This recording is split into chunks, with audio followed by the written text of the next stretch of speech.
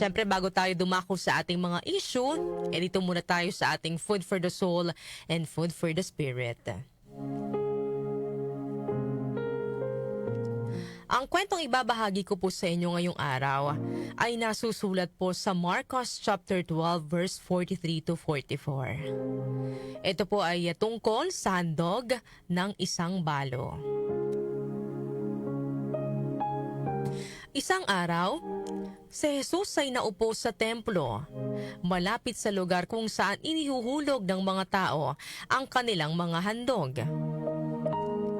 Tahimik siyang nagmamasid habang maraming mayayamang tao ang lumalapit at naglalagay ng malaking halaga sa kaba ng templo. Ang ilan ay dala pa ang kanilang mga alalay at abalang-abala sa paghulog ng kanilang abuloy. Kita sa lahat na marami silang ibinibigay. Ngunit maya-maya, lumapit po ang isang balo. Isang babaeng namatayan ng asawa at walang gaanong pag-aari.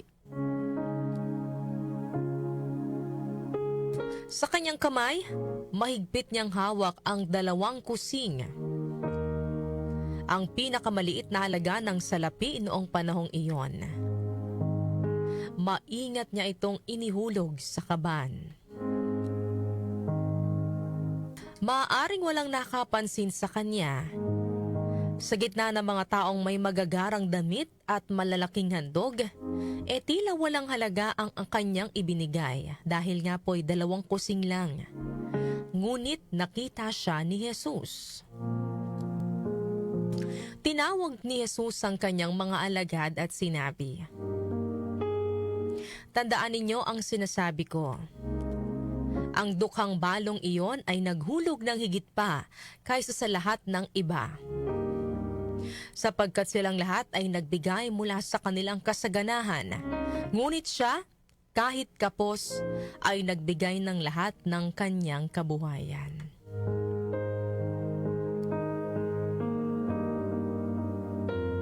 Ano po ang aral na nais pong iparating sa atin ng kwentong ito mula po sa Biblia?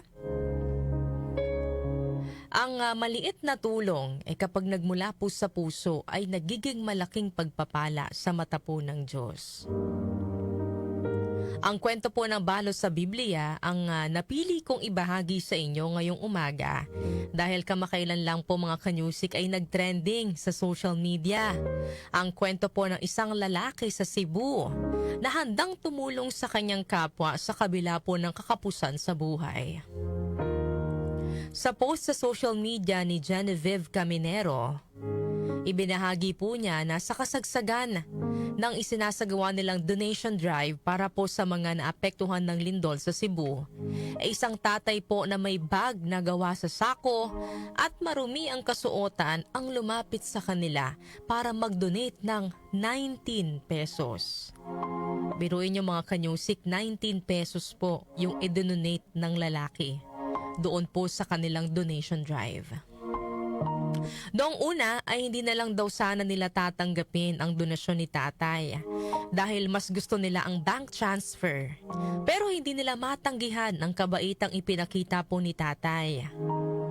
Ang mas nakakataba daw po ng puso, nagtanong pa raw po si tatay kung naroon pa rin sila sa Lunes, which is ngayong araw, dahil mangongolekta raw po siya ng lumang t-shirt para ma-donate din. Nang makaalis na raw po si Manong, nagkaiyakan na raw po yung mga volunteer dahil sa pagdodonate ng lalaki na ibinigay ang natitira niyang pera para lamang makatulong. Ang kwento pong ito ng lalaki sa Cebu at ang kwento po ng balo sa Biblia ay magkatulad. Kung sino pa ang halos walang-wala, sila pa po ang mas bukal ang kalooban na magbigay ng tulong sa iba. Handa silang ibigay ang kung ano man ang mayroon sila, maliit man ang halaga, para lamang makatulong sa iba. Ito ay dahil alam nila ang pakiramdam ng nangangailangan. Kaya hindi sila nagdadalawang isip na magbigay. Mas nauunawaan nila ang hirap at bigat ng pinagdadaanan ng kanilang kapwa Kaya't sa abot ng kanilang makakaya ay handa po silang tumulong sa iba.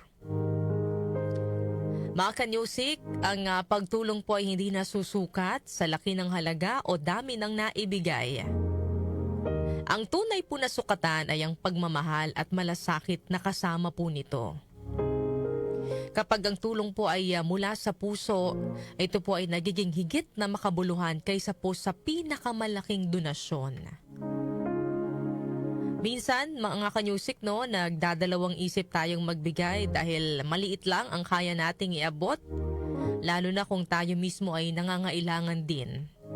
Pero tandaan po natin mga kanyusik, sa mata po ng Diyos, walang maliit na tulong kapag ito po ay nagmumula sa puso.